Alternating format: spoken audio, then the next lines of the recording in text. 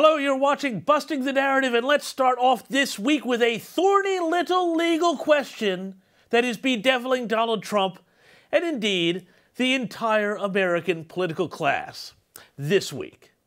Namely, what happens if you lie to the FBI?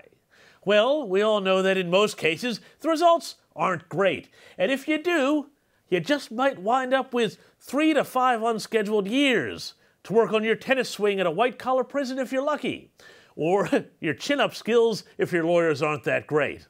But what happens if the FBI lies to you and gets caught out, but no one wants to talk about it? Well, that's what's just happened to Donald Trump, so let's find out the answer to this thorny legal question as we go busting the narrative.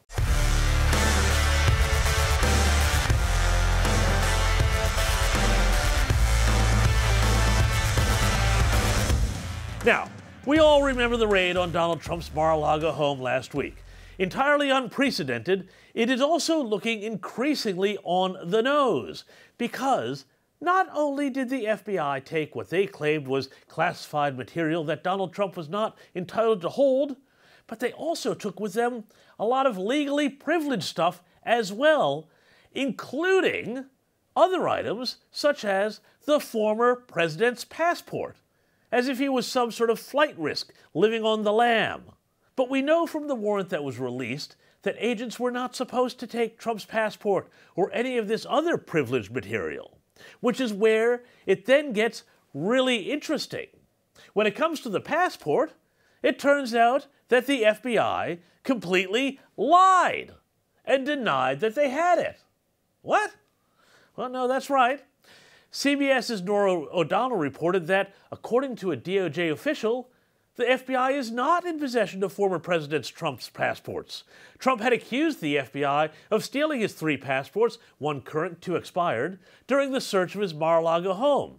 Well, that's great, Nora O'Donnell. Thanks for telling us that, but here's the thing. It turns out the FBI did take the passports. And this is the thing. We know how the media treated this. They did take the passports, and it seems like an incredibly improper thing to have done given what was legally allowed to be taken by the warrant. And yet somehow the media portrayed this as his fault. And the big gotcha became that Trump was wrong about the expiration date on the passports. It's absurd. But it's not just about passports, because this is the more interesting bit.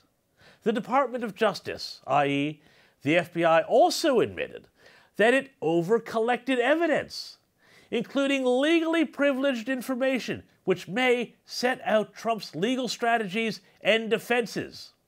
Yet here's the crazy thing. As much as they are talking about what they did or did not find at Trump's joint, the Department of Justice is refusing to unseal the affidavit that they used to justify getting the search warrant. Quote, even when the public is already aware of the general nature of the investigation, revealing the specific contents of a search warrant affidavit could alter the investigation's trajectory, the FBI said, adding that it could reveal ongoing and future investigative efforts and undermine agents' ability to collect evidence or obtain truthful testimony, they said Monday. Well, it's not hard to see what's happening here.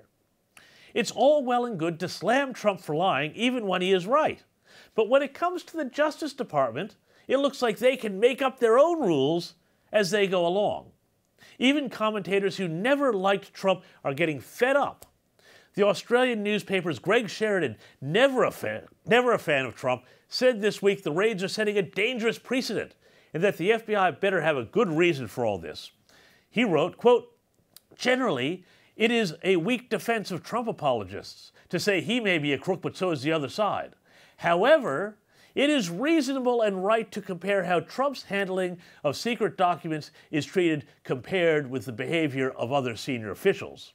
That includes, Sheridan said, the kid gloves treatment Hillary Clinton received when she was accused of mishandling classified data on a secret server when she was Secretary of State, and the fact that no one at the FBI or anywhere else really raised an eyebrow at Bill Clinton's international fundraising at a time when his wife was in charge of American foreign policy. Because look, here's what it comes down to.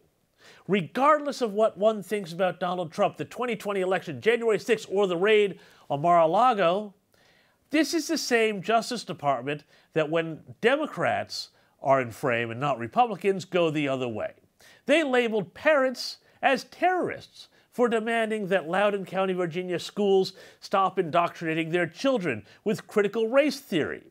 They also failed to enforce federal law to protect Supreme Court justices and their families in their own homes, following the court's overturn of Roe v. Wade and in the protests in the weeks before that judgment was handed down. This is also the same Justice Department that continues to take selective, politically motivated actions against Donald Trump, his former associates, and others, while again having ignored Hillary Clinton's private server and deleted email scandal, and which continues to do everything possible to avoid indicting or even questioning Hunter Biden, despite an indisputable amount of incriminating evidence. In other words, the whole thing stinks. Thanks for watching. I'm James Morrow, and to support this channel, please like, share, and subscribe below, and I'll see you next week for more Busting the Narrative. Bye-bye.